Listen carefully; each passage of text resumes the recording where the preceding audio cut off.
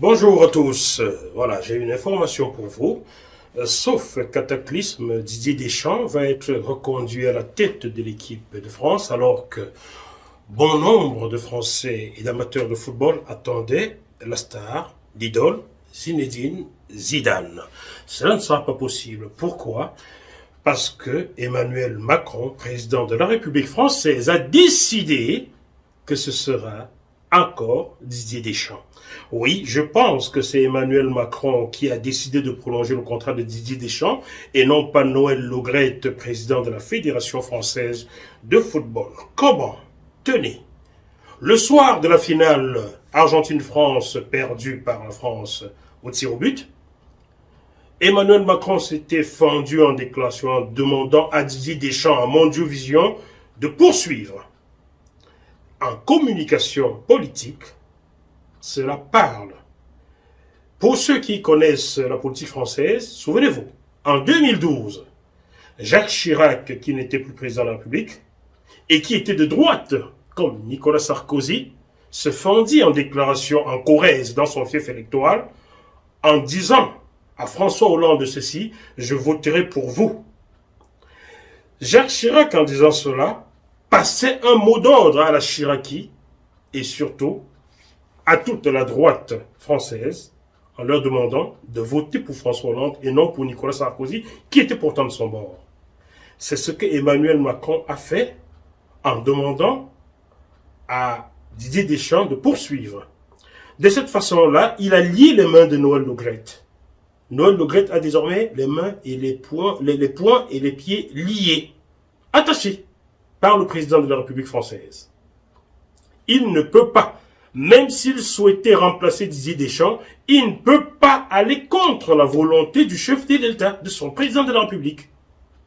Voilà comment Didier Deschamps va être reconduit parce que Noël Le Graët a été enchaîné par Emmanuel Macron.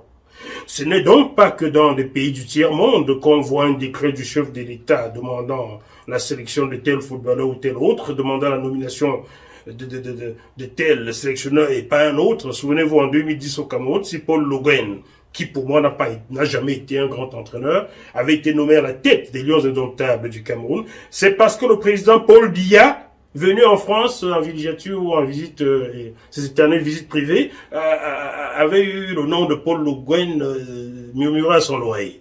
Vous voyez que ce n'est pas qu'au Cameroun que ça se passe. Ce n'est pas que sous les dictatures que les hommes politiques se mêlent de football. Souvenez-vous, en 1978, la Coupe du Monde en Argentine. Oui, sous la dictature. Souvenez-vous, en 1986, la Coupe d'Afrique en Égypte, que l'Égypte n'aurait jamais dû emporter. Il fallut que les politiques s'en mêlent, que l'Égypte l'emporte pour que une certaine paix sociale revienne dans le pays. Mais, c'est pas parce que il y a la grogne énergétique, grogne des salaires, grogne du pouvoir d'achat en France qu'Emmanuel Macron a voulu que Didier Deschamps continue. Je me pose des questions et certains s'en posent.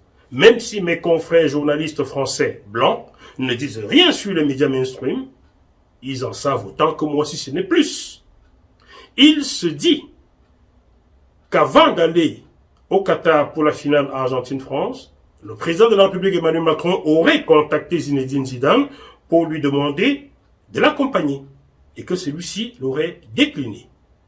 Il se dit également qu'après Zinedine Zidane, Emmanuel Macron a contacté Karim Benzema pour l'accompagner. Karim l'aurait également décliné. Alors, je me pose juste une question. Est-ce que ce n'est pas par représailles à Zinedine Zidane qui aurait, je dis aurait, osé refuser l'invitation, décliner l'invitation du chef de l'État, qu'Emmanuel Macron s'est fendu en déclaration à la fin du match en demandant à Didier Deschamps de continuer. Je me pose juste la question. Je n'ai rien insinué.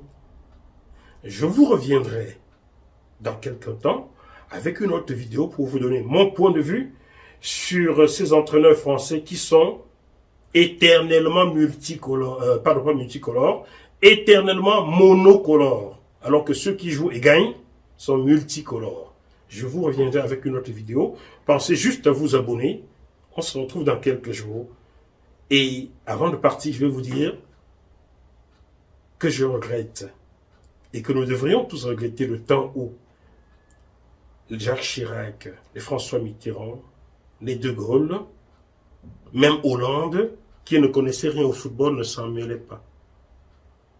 Depuis que nous avons eu Nicolas Sarkozy qui se connaît en football, nous connaissons tout ce qui se raconte sur l'attribution de la Coupe du Monde au Qatar.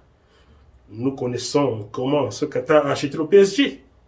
Maintenant, Emmanuel Macron, qui s'y connaît un peu en football, si Mbappé est resté jouer au PSG au lieu d'aller au Real Madrid, c'est parce que le président actuel et l'ancien aurait, et maintenant le sélectionneur, il faut encore que le président de la République s'en mêle.